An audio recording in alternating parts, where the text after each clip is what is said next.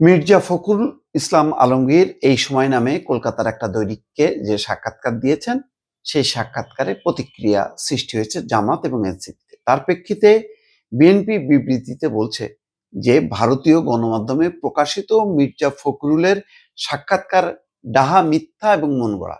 মির্জা ফখরুল ইসলাম আলমগীরও তার স্ট্যাটাসে বলেছেন তিনি এই সময়কে কোনো সাক্ষাৎকার দেননি।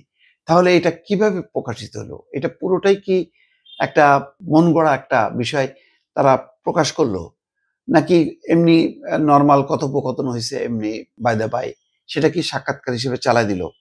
বিষয়টা কিন্তু একটা রহস্য রয়ে গেল। কিন্তু এটা ঠিক, জামাত আনুষ্ঠানিকভাবে প্রতিবাদ করেছে। আনুষ্ঠানিকভাবে প্রতিবাদ দিয়ে তিনি বলেছেন যে তারা যে ৩০টা সিট চেয়েছে এটা প্রমাণ দেখাক।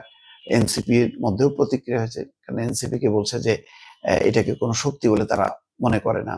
আর জামাতের ব্যাপারে তিনি বলেছেন যে জামাতকে আর মাথায় তোলা যাবে না, এই কথা বলেছেন। তো মির্জা ফখরুল ইসলাম আলমগীর যখন বলছেন তিনি কোনো সাক্ষাৎকার দেননি, বিএনপি যখন বিবৃতি বলছে যে এটা ডাহা মন গড়া, তখন কিন্তু একটা নতুন একটা বিষয় আসলো যে তাহলে কি ভারতীয় এই গণমাধ্যম মির্জা ফখরুল ইসলাম আলমগীরকে একটা বেকায়দায় ফেলার জন্য এমনটা করলো?